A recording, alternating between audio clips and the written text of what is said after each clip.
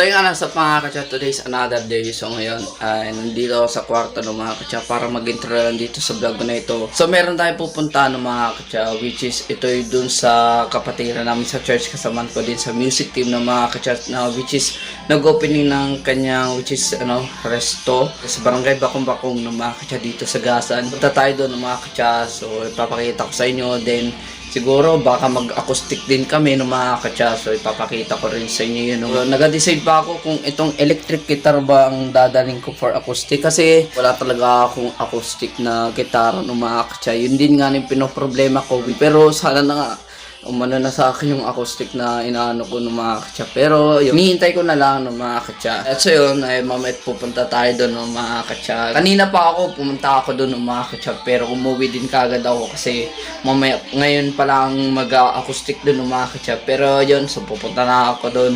So mamaya ng mga katsa, kita-kitsa lang tayo doon.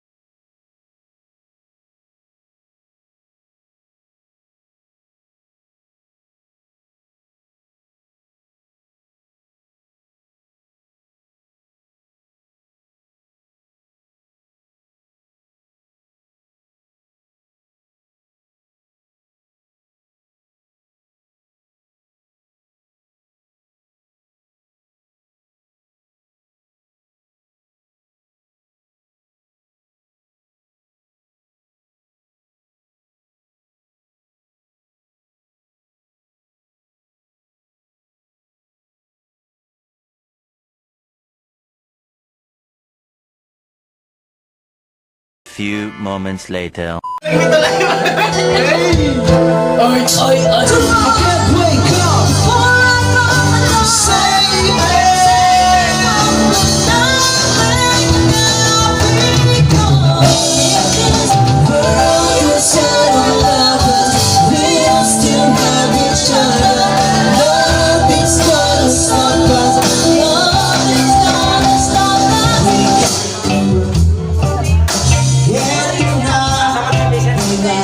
Hihintay natin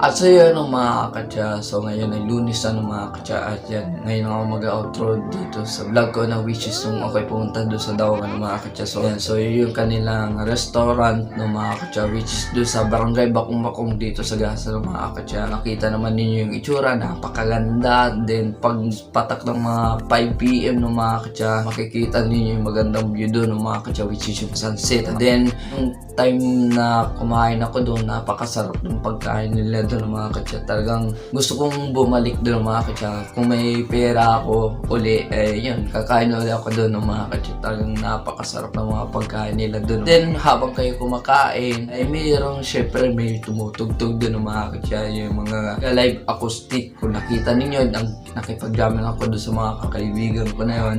Kaya yun, jamming lamang ng mga katya. Kaya yun, so kung gusto ninyong pumunta with your friends, families, or katipan ninyo, kung gusto niyo kumain sa labas, ay ini-invite ko kayo na pumunta kayo dun sa Daungan ng mga katya, dun sa Barangay Bakong-Bakong. Ilalagay ko na sa description link ng mga katya yung kanilang FB page. So dito ko natapusin itong vlog ko na ito ng mga katya. Kung nagustuhan niyo itong video, like, comment, share, and subscribe kayo sa YouTube channel ko, Chincha TV. Hit the notification bell para updated kayo sa mga next videos ko ni-upload ng mga katya. Then like and follow ninyo ang Daungan ng mga katya. So like and follow ninyo para updated kayo sa mga ipopost ng mga katya. So like and follow ninyo Daungan ng mga katya. Yan, ciao ciao, peace, ingat palagi ng mga katya. And yun, keep safe and God bless us all mga katya.